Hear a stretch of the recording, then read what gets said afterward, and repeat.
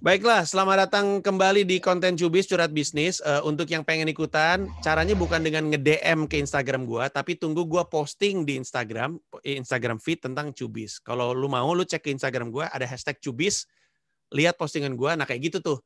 Jadi tunggu gua posting soal Cubis, nanti lu bisa isi di kolom komentarnya curhatnya seperti apa, sebisa mungkin sedetail mungkin, supaya gue bisa jadi bahan pertimbangan untuk live bareng sama gua, ngobrol bareng. Itu yang pertama, dan yang kedua, gue masih ngebuka kesempatan untuk satu pengusaha UMKM, produk ataupun jasa, untuk dapetin billboard gratis selama 1 bulan dimanapun di Indonesia untuk bisnis lu. Silakan masuk Instagram, hashtag billboard Indo gratis.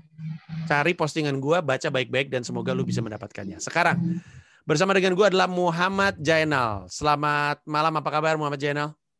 Baik Mas, malam Mas. Panggilnya apa nih, Muhammad atau Jainal nih? MJ aja Mas. MJ gokil, Michael Jackson, Michael Jordan, Muhammad Jainal, mantap. Mary Jane Mas. MJ lu tinggal di mana? Di Kuningan Jawa Barat Mas. Kuningan Jawa Barat. Oke, silakan diceritain lagi curhat bisnisnya yang waktu itu lu tulis di posting Instagram gue seperti apa? Oke, biar lebih enak ceritanya, kita ceritain dari ini aja dulu ya Mas ya, dari awal. Boleh, boleh. Silakan. Nah, ini Mas, ini kan berkaitan juga sama pertanyaannya nih, pas pandemi kayak gini kan. Nah, jadi kan awal tahun kemarin tuh 2020 berarti kan, itu kan awal pandemi tuh, ya kan?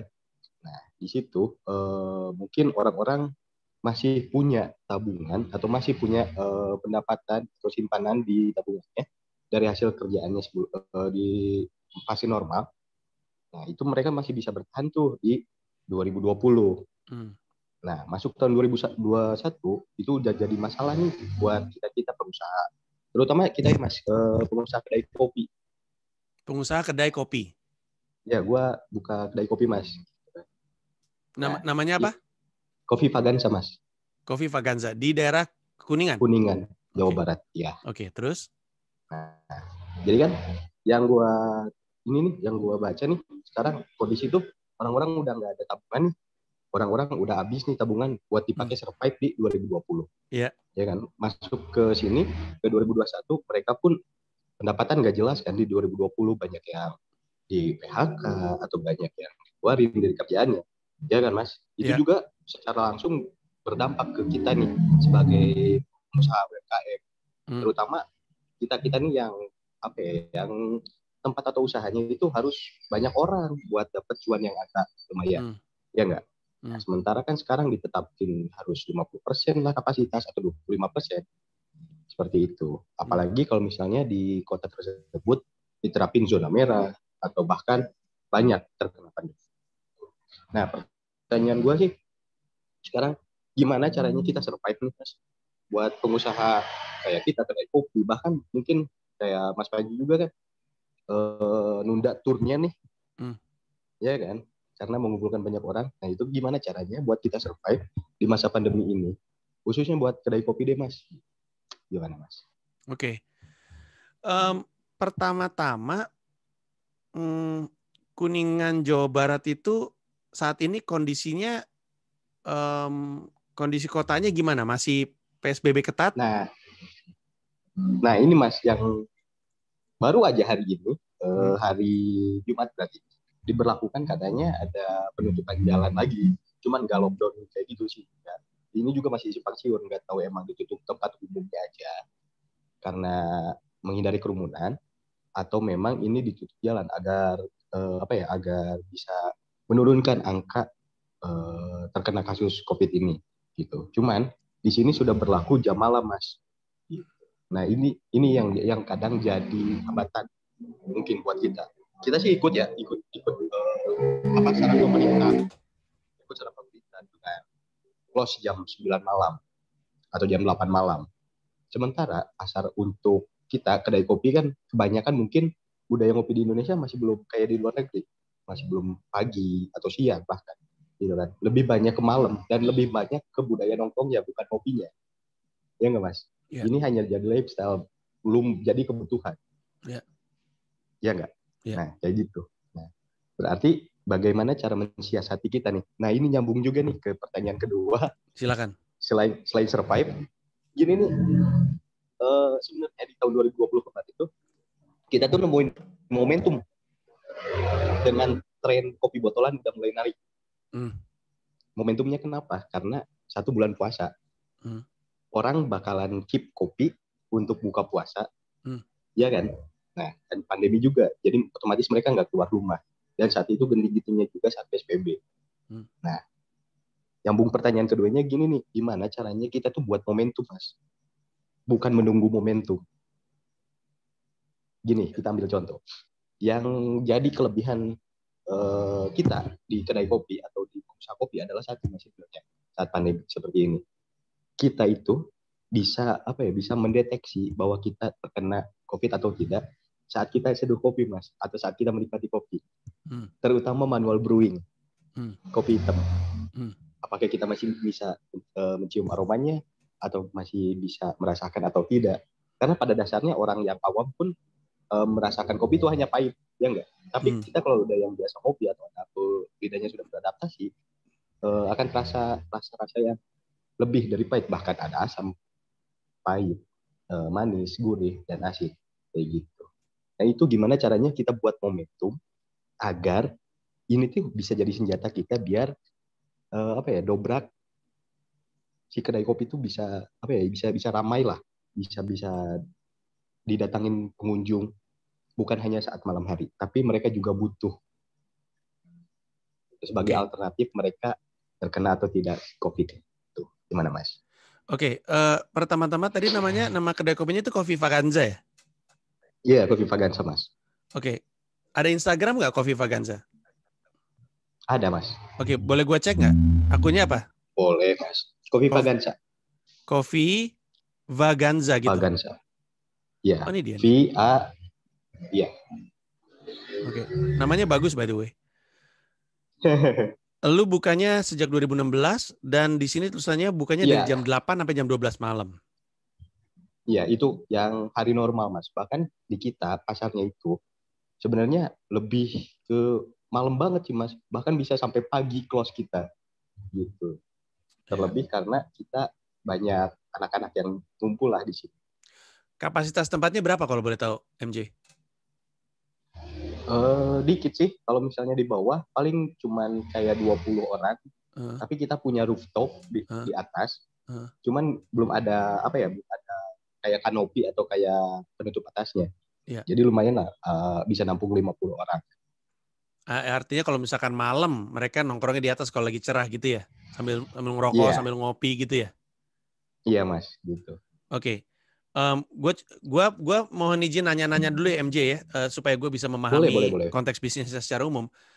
Sebelum pandemi, lu tuh butuh untuk ngejual berapa cangkir kopi, berapa cups hitungannya per hari? Untuk break-even point-nya atau untuk apa, Mas? Gue ganti pertanyaannya. Untuk biasanya berapa? Biasanya berapa? Nah, biasanya rata-rata sih kalau kita bisa jual 40 sampai 50 cup sehari. Kalau misalnya ini on average ya, kadang-kadang lebih gede, kadang-kadang lebih kecil gitu kan? Juga. Iya, kalau pas nemu pandemi, apalagi pas di 2021, itu udah parah banget gitu. Jadi berapa? Bahkan cuma 10 atau 15 lah paling banyak. Itu sehari. Udah termasuk sama pengiriman GoFood dan GrabFood? Iya. Bahkan yang paling miris adalah ketika kita harus ngerumahin dulu nih anak-anak. Dan untungnya di sini adalah ketika gue yang punya bisnis ini, gue yang terjun langsung, jadi gue nggak oleng nih tinggal anak-anak atau gue harus merumahkan karyawan gue. Oke. Elunya sendiri full time ngurus bisnis ini atau lu sambil kerja yang lain? Iya, full time. Full time, oke. Oke, jadi biasanya lu jual 40 sampai 50 cup per hari, lalu karena pandemi kalau bisa dapat 10 aja udah untung. Untung banget, Mas. Karena sesuai yang gue omongin tuh di komen, udah bisa survive aja udah hebat gitu di sini, apalagi bisa berkembang, ya enggak? Saat 40-50 itu nutup sebenarnya atau tipis atau lumayan, marginnya lumayan? Kalau buat di ukuran di Kuningan sih udah agak lumayan sih, Mas, kalau margin sih itu. Iya, maksudnya kita nggak usah bandingin sama kompetitor jualan berapa, tapi untuk bisnis lu sendiri 40-50 gelas per hari itu hidup. Udah hidup banget, Mas. Oke. kalau boleh tahu pemain kopi di Kuningan selain lu ada banyak? Banyak Mas. Kebetulan kita juga terjun di komunitas nih. Kemarin-kemarin juga udah data lah. Ini udah ada hampir 100 coffee shop di Kuningan. Terlebih kan memang di Kuningan mengangkat wisatanya nih. Ciayu Majakuning atau wilayah 3 itu kan ada sentral-sentralnya nih Mas. Cirebon megapolitannya. Nah, kalau Kuningan itu lebih diarahin ke pariwisatanya. Ya kan? Nah, sekarang lagi banyak atau lagi ngetren kayak tren di Bandung, kopi di ketiga kayak di gunung, kayak gitu di tempat-tempat pariwisata sambil lihat city view kayak gitu.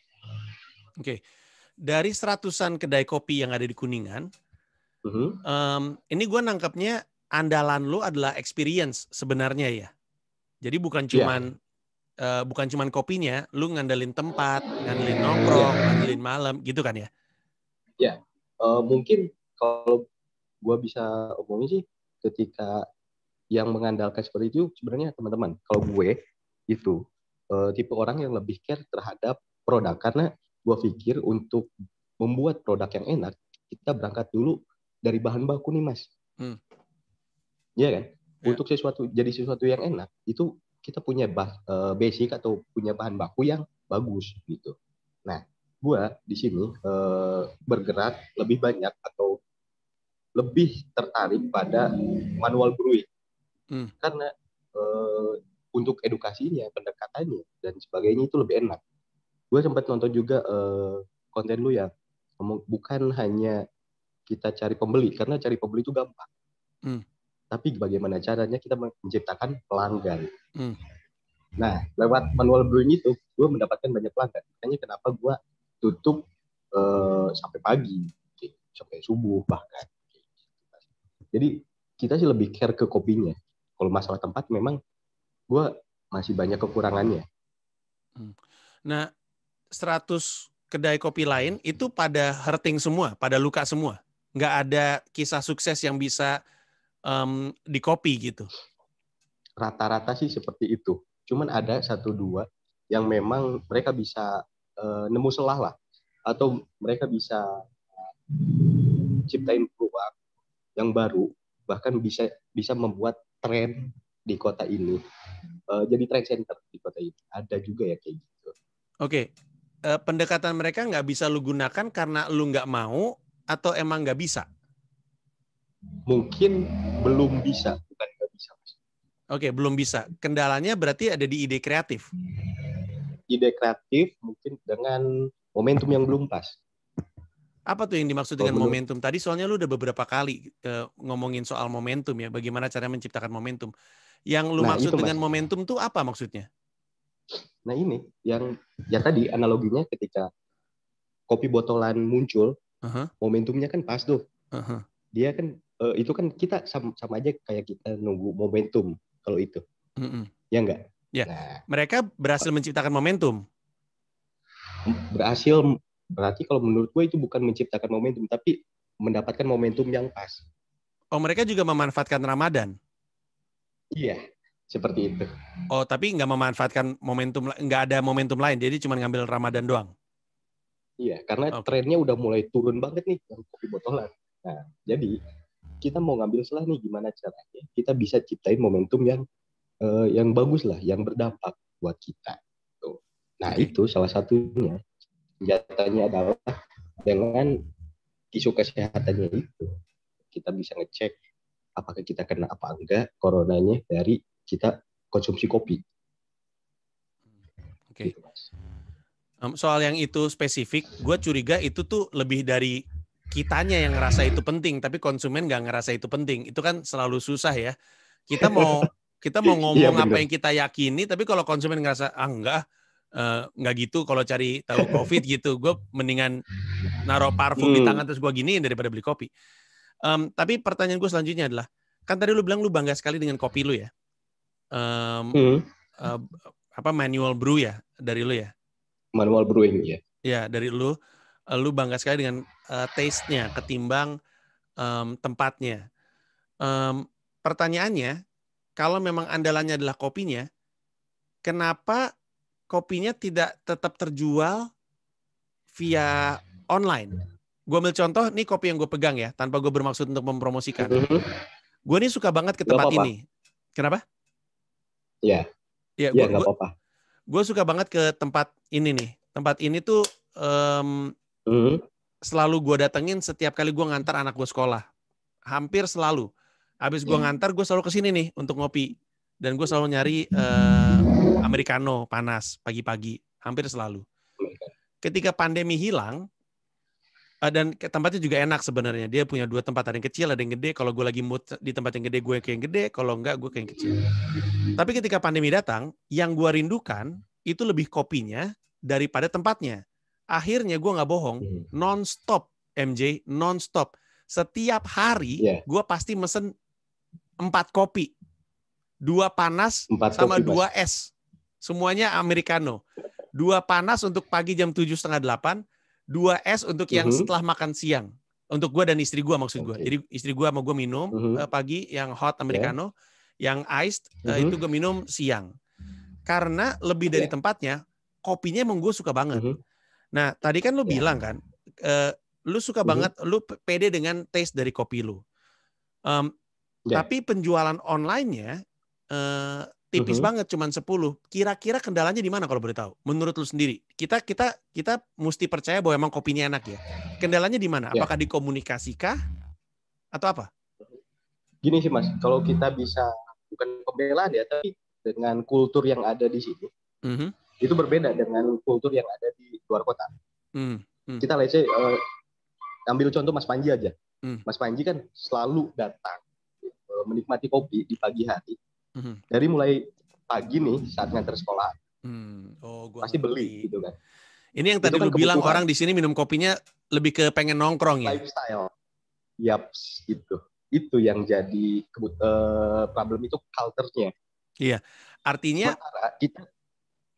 value dari produk lu bukanlah value yang diinginkan konsumen lu, gitu kurang lebihnya. Karena konsumen lu tuh lebih cari nongkrongnya. Ya. Hanya ada beberapa, makanya kenapa tadi gue bilang, gue itu kebanyakan pelanggan, bukan pembeli.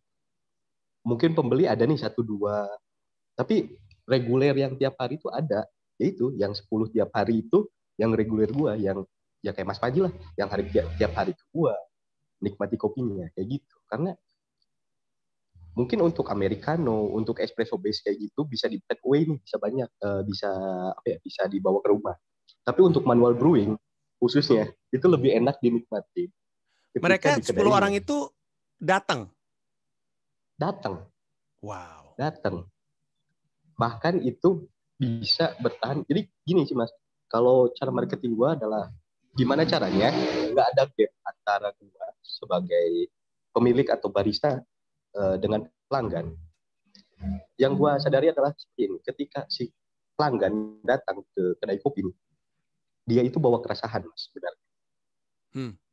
Keresahannya apa? Ketika mereka sedih, senang, kecewa atau bahagia, mereka itu butuh didengarin, butuh tempat buat cerita. Kita nggak jawab, hanya dengerin pun itu udah jadi penenang lah buat mereka. Yang gue inginkan dari tempat gue atau dari bisnis gue adalah ketika orang keluar tempat gue itu mereka merasa plong, bukan hanya dapetin kopinya atau nongkrongnya doang, karena nggak pernah ada kesan dan nggak pernah akan jadi pelanggan kalau seperti itu. Gue sih nerapinya kayak gitu.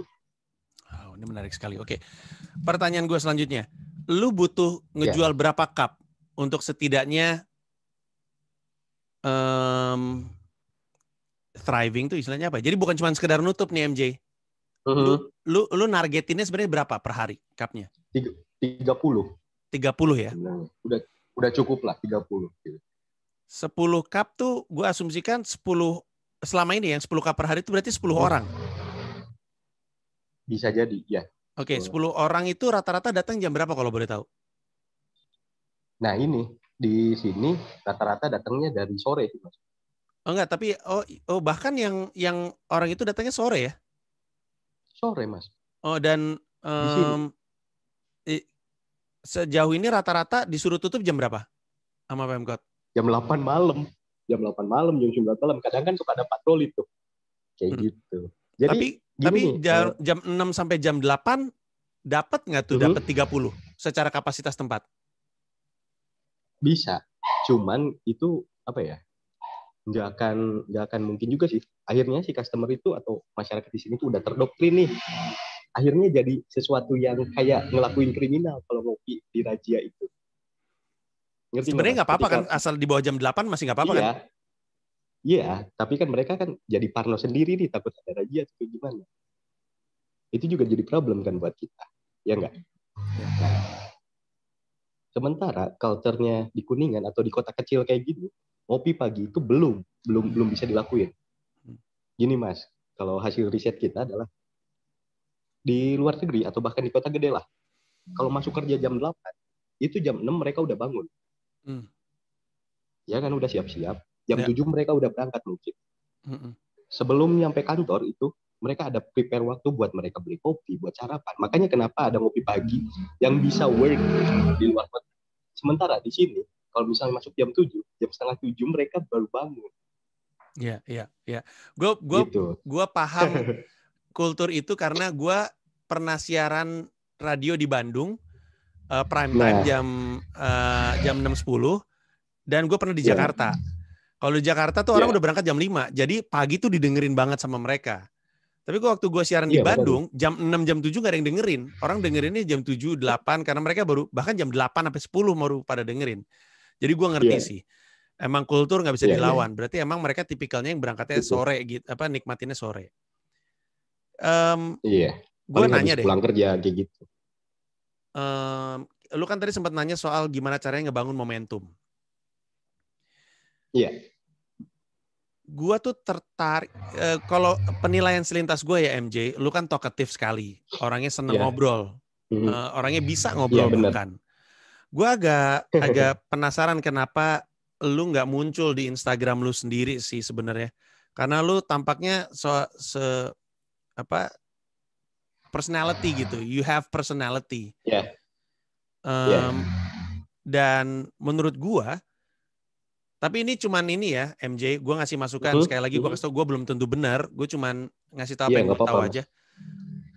Gue rasa malah yang tempat kopi lain gak punya tuh elu. Paham maksud gue gak?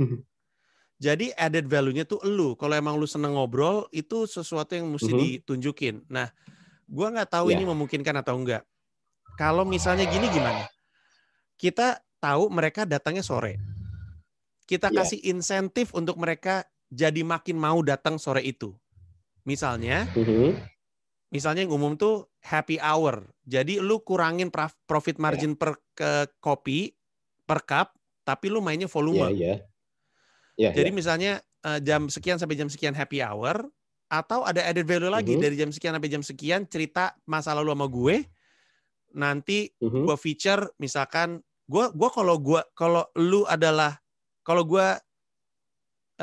kalau kita bisnis bareng, gue akan minta lu banyak ngomong sama orang di kamera. Kenapa Mas? Kalau emang lu ngerasa kopi adalah sarana untuk orang cerita permasalahannya mereka, gue tertarik untuk total di situ. Banget Mas. Soalnya gini, yang gue nilai adalah kopi itu akhirnya jadi media. Bahkan kita ngobrol aja nih sekarang, kita sama-sama pegang kopi ini. Tapi ngobrolnya luas kan. Banyak yang bisa diceritain dari mulai hulu ke hilir. Bahkan sesuai apa ya, kitanya aja, personalnya atau masalah-masalah ringan, bahkan sampai ke berat tiap harinya, itu bisa diceritain. Kayak gitu Mas. Berarti yang Mas Panji maksud adalah yang kedai kopi orang tidak miliki adalah personal branding gue sendiri. Iya, nggak punya personality tepatnya. Nggak punya orang yang punya kepribadian. Kalau gue lihat sekarang gini ya, salah satu cara untuk membuat orang datang ke lu dibandingin ke yang lain, pasti kan ada sesuatu yang berbeda gitu. Maksud gue kalau misalkan sama-sama aja, kenapa gue harus milih ini daripada yang lain? Gue ambil contoh di stand up comedy itu gue selalu bilang, orang tuh udah nggak nonton stand up, orang tuh nonton orang nonton Panji, nonton Awe, nonton David Nurbianto, nonton Raditya Dika. Karena yang mereka cari adalah yang pas sama dirinya dia. Nah, gue rasa kedai kopi juga bisa seperti itu. Kedai kopi kan ada banyak. Pertanyaannya adalah kenapa dia mampir ke lu. Jadi kalau lu percaya bahwa sebenarnya kita percaya kopi lu lebih enak ya, kita pede lah sama kopi lu lebih enak. Tapi kan konsumen nggak tahu itu. Konsumen kan seperti yang lu bilang, konsumen belum teredukasi soal nikmatnya kopi, tapi masih sebagai kopi untuk tempat nongkrong gitu, sebagai lifestyle. Iya, lifestyle, experiential gitu. Berarti kita mesti bisa nunjukin sama orang sesuatu dari diri kita yang beda dari yang lain, sehingga orang maunya datangnya ke kita. Nah, kaitannya dengan sosmednya lu, yang menurut gua masih rada generik sih menurut gua. Banyak yang kayak gini juga approach-nya. Gua suka fotonya by the way. Dan terus terang, gua suka kedai kopinya. Ini kedai kopi lu nih? Iya, Mas. Iya, gua desain sendiri semuanya. Ya, gua suka sekali. Bahkan, apa ya, kalau gua bisa bilang, dari awal gua jualan itu di pinggir jalan nih, Mas. Jadi pindah-pindah nih gua gitu. Pas kebenaran pindah ke sini nih, ini udah sampai setahun sih. Ini pas kebenaran pandemik pula. Jadi semua apa yang gua desain di sini itu gua desain sendiri. Gitu. Bisnis yang gua mulai itu dari ya hasil uang gua yang gua cari sendiri. Gitu. Iya. Gue mau ngasih lihat sesuatu sebentar sama lu. Terus gue mau usul ini untuk dilakuin sama lu kalau memungkinkan. Gue mau nawarin lu untuk dengan ini yang foto siapa dari tadi nih? Semua foto-foto ini. Ada teman kita sih yang anak yang apa ya? Anak kuliahan. Jadi sistem orang yang apa ya? Yang ikut jadi keluarga di sini. Gue nyebut lebih asik nyebutnya kayak gitu sih, bukan karyawan. Jadi ikut yang keluarga di sini tuh karena tadinya kulturnya kayak gini, Mas. Orang ngopi, curhat, diem di sini, mendalami, akhirnya mereka mau belajar. Jadi gue lebih respect ke orang customer yang mau belajar daripada customer yang sok tahu.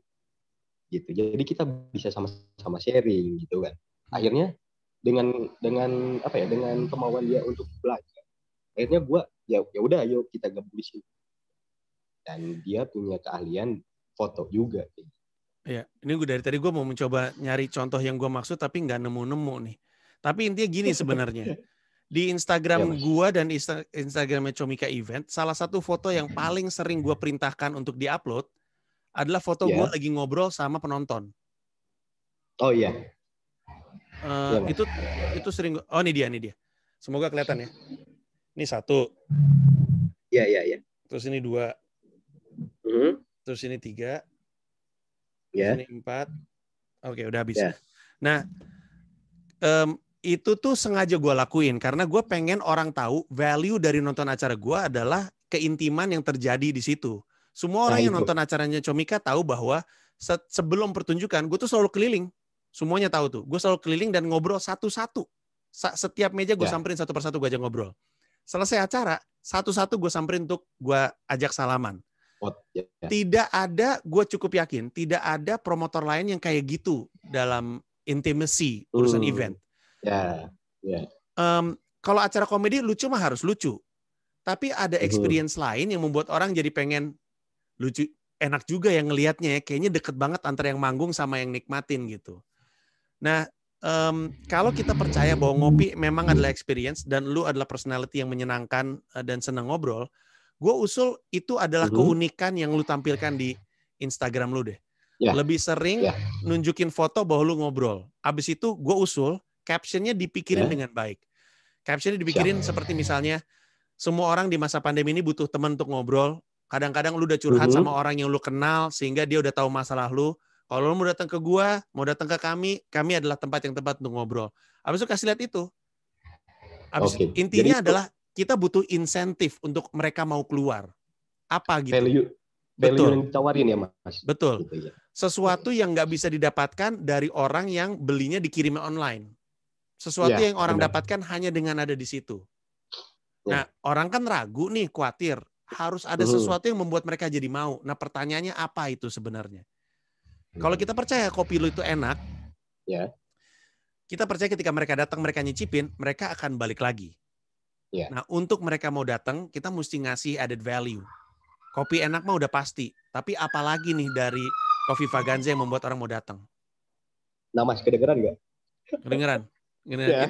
Itu ini ya? Mantap. Iya. Ini jam berapa? Jam 9:30. Iyalah. Iya, gue udah di closing sih dari tadi. Iya. Itu sih Mas. Nyambung konsep yang lu terapin di acara lu sama apa yang gua jalani di kedai kopi gua, itu mungkin hampir sama. Jangan lu nyamperin ke tiap penonton yang nonton gitu kan.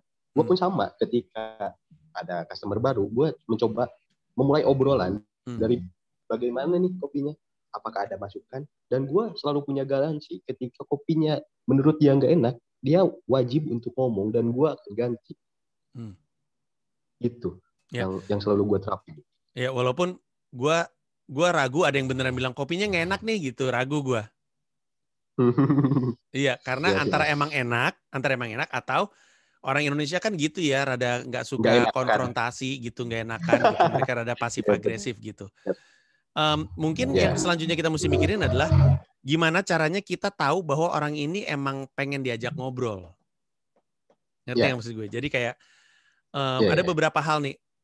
Kalau kita naik pesawat ya, terutama kita naik yang gue tahu sih Garuda Indonesia Business. Kalau kita nggak mau diganggu tidurnya, kita dikasih tulisan gitu. Tulisannya suruh ditaruh sehingga dia nggak bangunin kita untuk makan. Kadang-kadang kita lagi tidur terus silakan Pak makan siangnya, terus kadang-kadang kita suka ganggu, aduh gue lagi pengen tidur gitu. Dia tuh ngasih tulisan untuk kalau misalnya tulisan itu ditaruh berarti jangan dibangunin tidurnya. Kalau tulisan itu nggak ada, pas giliran makan lo akan dibangunin. Terus kemarin gue bisa makan di sebuah tempat di mana di grill gitu, dia tuh punya 3 jenis koin. Koinnya warnanya merah sama koin warnanya hijau. Kalau koin hijaunya ada, berarti dagingnya minta ditambah terus. Tapi kalau misalkan koin merahnya di atas, berarti udah selesai makannya. Nah, kita kan nggak pengen ya main nyamperin orang, terus orangnya sebenarnya nggak pengen ngobrol sama kita karena pandemi gitu, atau tipe orang yang tertutup gitu. Kita mesti bantu dia untuk kalau emang dia pengen cerita sama kita, kita bantu dia untuk punya tools untuk membuat kita tahu oh ini orang pengen ngobrol sama gua gitu. Itu yang mesti rada dipikirin. Ada medianya ya. Gue takutnya orang ketika datang ternyata nggak, kita kan pengen ngasih experience ya, kita pikir ini value gitu kan. Terus tiba-tiba orangnya keganggu gitu kan, ada aja yang terganggu diajak ngobrol ya. Iya. Kayak gue kalau naik taksi, gue sih sebenarnya pengennya supirnya jangan ngomong kalau gue. Tapi sebenarnya gini sih Mas, ketika customer yang datang, yang kita baca nih, sepengalaman kita 4 tahun kita ada di industri ini adalah ketika customer tersebut bisa nyamperin kita ke bar, karena kita open bar banget gitu. Dia mau ngobrol, dia mau nanya, itu dia yang kasih sinyal duluan. Iya, itu salah satu yang menarik dari tempat lu barusan gue liat fotonya. Barnya bagus banget dan sentral gitu. Jadi orang pas masuk tuh langsung ngeliat barnya di ujung situ. Bener kan, lurusan gitu. Kalau dari foto ya, ada meja kanan kiri, terus lurusannya situ barnya kan? Enggak Mas, iya emang barnya kayak gitu. Cuman kalau misalnya posisi masuknya itu kayak gini nih Mas, kalau gua boleh tunjukin. Terus, bentar.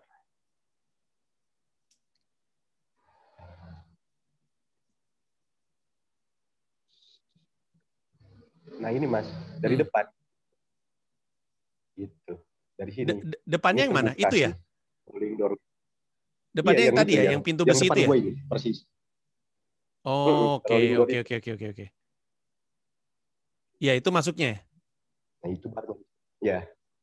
Bagus. Emang ini aja, ngebuka aja. Gitu. Ya, bagus.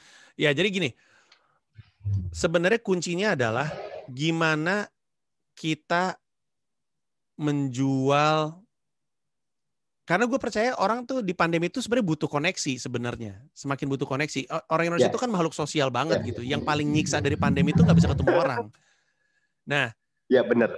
Sekarang mungkin gimana caranya kita bilang sama manusia-manusia di Kuningan bahwa gua nih menyediakan koneksi. Kebanyakan bisnis punya value tapi nggak nyampe di benak konsumennya. Konsumennya nggak tahu bahwa itu adalah value dari sini orang. Nah, berarti kita tanggung jawabnya. Si Kofifa Ganzani punya tanggung jawab untuk ngejelasin value kita kepada konsumen. Dan sekilas di sosmednya nggak kerasa gitu. Adanya tuh tempat-tempat, maksudnya ketika orang yang dikit itu datang nggak dioptimalkan gitu kurang lebihnya. Oke. Paham nggak maksud gue? Ketika emang sudah dikit, optimalkan. Tapi gini sih Mas, kalau misalnya dilihat lagi dari captionnya, gue selalu ngangkat tentang interaksi. Entah itu interaksi antara gue atau dengan customer. customer dengan customer gitu. Karena ya itu benar, karena yang dirinduin itu dari pandemi itu ya interaksinya, sosialisasinya. Iya, Gitu. ini sih sebenarnya menurut gue tuh kendalanya hanya kendala foto. Gue curiga bukan kendala, Iya mas. bukan kendala, bukan kendala caption ya. Yang kita butuhkan adalah foto di mana lu kelihatan ngobrol berdua happy. Soalnya nih setiap kali ada konsumen, Oke. konsumennya munggungin kamera nih, munggungin kamera, munggungin kamera, munggungin kamera. Iya, Sebenarnya sih itu kita ngambil konsepnya candid kalau kayak gitu. Jadi iya, mereka ngobrol dengan asik. iya. Tapi nggak kelihatan sih bro. Mungkin obrolannya asik. Iya. Masalahnya obrolan asiknya tuh nggak kelihatan di kamera gitu kurang lebihnya. Oke, itu yang harus diangkat berarti ya. Iya, gue suka nih salah satu postingannya yang ini terutama nih, Yang mana mas? yang ini nih. Oh iya, Gue suka iya. captionnya, lu buka dengan hashtag bahagia. Abis itu lu bikin tulisan yang bagus sekali menurut gue ya. Iya. Abis itu lu tutup dengan kutipan, you can buy a cup of coffee but you can't buy happiness. Nah ini sebenarnya secara Nah itu. caption bagus menurut gue. Tapi seandainya fotonya juga menggambarkan kebahagiaan, lebih jelas. Mungkin orang ini bahagia karena lagi brewing coffee ya. Tapi kalau fotonya lebih mengkomunikasikan bahagia, itu lebih nyampe kepada orang yang lihat. Dan orang yang lihat itu pingin juga merasakan kebahagiaannya. Experience-nya. Yang Ya. kita kasih lihat tuh bukan bahagianya baristanya, tapi bahagianya konsumennya. Sehingga orang yang follow lu jadi pengen menjadi orang yang dia Datang. lihat di foto tersebut gitu. Oke. Beneran deh, gue rasa kendalanya adalah yang jadi Sosmed ya. value-nya lu tidak terkomunikasikan dengan baik. Sejauh ini yang gue Iya, lihat, gue benar nih mas. kalau misalkan ngeliat sekilas ya, gue akan bilang bahwa lu pede banget dengan kopi lu. Iya. Kelihatan Bahkan sekali. kita itu kalau Mas Panji lihat nih, di situ ada postingan tentang Liga Manualan juga asik. Itu gue bikin event di Kuningan untuk ngangkat atau untuk edukasi teman-teman yang lain. Jadi kalau misalnya misalnya kita bikin nih tentang kayak main bola sih tetap sistemnya.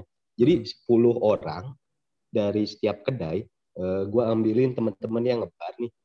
Itu gue bikin event ngumpul, mereka tanding nih manual brewing, fun brewing kayak gitu. Mereka nilai sendiri. Tujuannya untuk apa? Untuk edukasi dia sendiri. Ya kan? Kalau gue pikir kan untuk orang yang ngebar, kalau dia nggak bergizi, kalau dia nggak punya produk knowledge yang baik, itu apa yang dimiliki sama si kopi atau sama si produk kita itu nggak akan tersampaikan dengan baik ke customer. Karena sadar tidak sadar kita adalah ujung tombak nih dari petani, prosesornya, bahkan ke roasternya. Kita tuh garda terdepan buat nyampein semua itu. Gitu. Semua yang mereka kualitas yang mereka jaga, kita harus sampaikan gitu. Bahkan kita harus sajikan dengan sajian yang terbaik. Gitu. Nah makanya gue bikin liga, gue muterin ke kedai orang lain. Tujuan gue apa? Tujuan gue adalah untuk simbiosis mas. Kalau gue mikirin cuan gue sendiri sih sebenarnya gue bisa aja nih tiap minggu di kedai gue. Tapi gue muter nih dari ujung ke ujung. Untuk apa? Untuk meramaikan kedai orang lain yang memang lagi terkena pandemi dan mereka sepi. Gitu. Dan terlebih untuk menjaga industri ini sih kayak gitu. Ya. Jadi kalau ngelanjutin yang gue bilang, kalau dilihat dari sosmednya, yang paling kelihatan adalah lu pede dengan kopi lu, dan itu bagus. Karena lu seneng banget ngasih lihat toolsnya, ngasih lihat kopinya, itu bagus. Yang masih harus ditunjukin lagi adalah value yang lain selain kopi, yaitu adalah interaction. Interactionnya ini kurang kelihatan. Value interaksi. Dan satu lagi, ini ada sebenarnya foto bagus, tapi ada satu kekurangan. Ada posting yang acoustic on Vaganza rooftop, collapse with high-tech cellular. Yang ini? Ini tuh bagus sebenarnya, tapi kurangnya satu. Kurangnya pada nggak pakai masker. Itu sebelum. Nah, ini dia. Ini menariknya. Oh iya benar. Ini tulisannya sebenarnya sih tulisannya sih Oktober 1 2020. Nah, kalau emang iya, karena kita tahu ya, pemerintah kotanya ketat sekali sehingga keparnoan terhadap COVID itu kan pasti kerasa tinggi. Kalau lu menjual experience dan lu pengen orang datang, kayaknya salah satu yang mesti lu tunjukin adalah bahwa lu taat juga sama protokol. Gua kalau pengen ngopi dan ke tempat lu, ngelihat foto ini nggak jadi datang gua. Nah, ini menurut gua Oke. yang mesti dirapin. Kayak contohnya ya, gua kan juga rumit ya MJ karena gua tetap bikin pertunjukan off air. Orang pengen nonton, Yeah. tapi orang takut. Jadi gua membuktikan sama orang bahwa protokol gue tuh ketat. Lu kalau masuk harus ada, kalau lu nggak perlu pakai Oke. PCR, tapi untuk pertunjukan gua ada PCR, minimal antigen, orang tetap pakai masker walaupun nonton komedi, duduknya berjarak, sehingga orang jadi lebih berani gitu. Karena setelah gue cari tahu, penonton stand up gue tuh bukannya nggak mau nonton stand up, mau banget dan butuh banget. Cuman tolong gue dibantu Iya bener. supaya gue pede gitu. Kalau lu nunjukin kalau lu aman, gue pede deh ke sana. Nah, ini juga salah satu aspek yang kita mesti rapihin. Lu nggak terlalu nunjukin bahwa lu memikirkan kesehatan mereka dari sisi COVID. Kalau kita berhasil nunjukin itu, bahwa orang pakai masker, tapi tetap menyenangkan.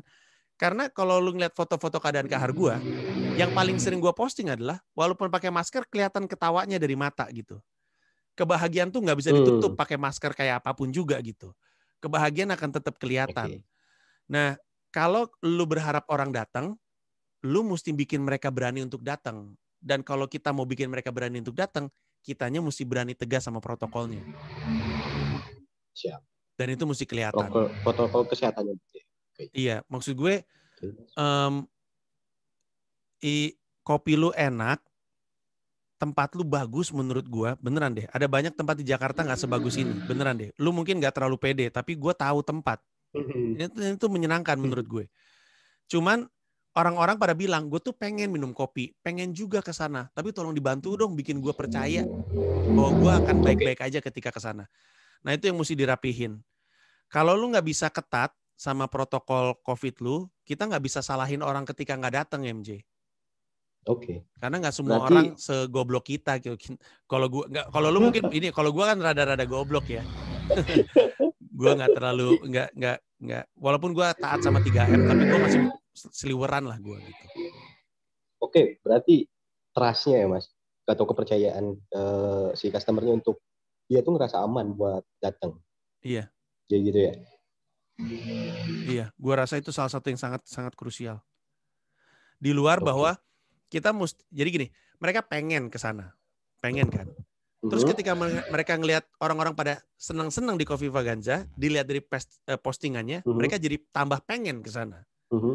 Dan penghalang mereka untuk sana adalah protokol. Pas mereka ngelihat, wah ini aman, udah mau orang senang-senang, ini aman, oke deh gue ke sana. Nah itu sebenarnya yang kita mesti coba pikirin. MJ, kita paling panjang nih kelihatannya sesinya nih, tapi menurut gue lu adalah test case yang menarik buat gue belajar juga, karena gue sebenarnya tertarik sama bisnis kopi sejujurnya, dan gue itu Mas, iya gue sangat gue sering lihat lu ngopi. Iya, gue sangat kagum sama orang yang buka usaha kopi gitu, karena banyak banget yang jualan kopi gitu. Gue pikir nih gila banget nih, kenapa orang mesti milih satu kopi dari kopi yang lain gitu. Karena kalau enak mah semua ngaku enak gitu. Apa yang membuat orang jadi nyamperin satu tempat dari tempat yang lain, itu yang selalu bikin gue kagum. Karena jumlah kopi artisan nambah terus loh. Nambah terus. Terus investment pada semacam kopi kenangan dan segala macam, itu investmentnya gede-gede. Jadi ruang pertumbuhannya juga makin luas. Tapi kecuali kita punya karakter, kopi enak mas semua juga ngaku enak. Nah ini yang paling menarik. MJ, sorry banget gue mesti potong. Moga-moga sesi kita menyenangkan. Moga-moga ada manfaatnya. Menyenangkan sekali mas. Untuk semua orang yang ada di daerah Kuningan dan sekitarnya, kalau misalkan mau ngopi, gue sarankan lu coba ke Coffee Vaganza. Dan kalau misalkan lu tipikal kayak gue yang seneng ngopinya justru di pagi hari, coba mampirin ke sana karena mereka. Kalau lu pagi di zaman sekarang buka jam berapa?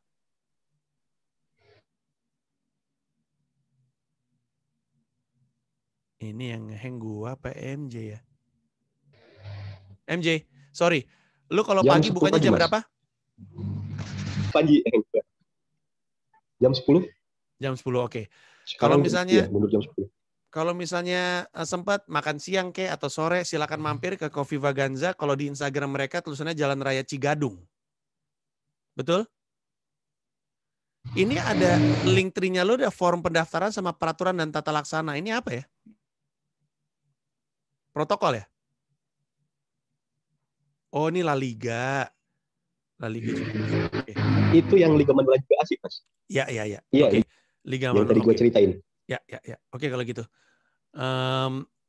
Menurut gue kalau udah acaranya udah lewat, lu ganti aja dengan misalnya form kan kadang-kadang orang kan suka mesti di ini apa namanya?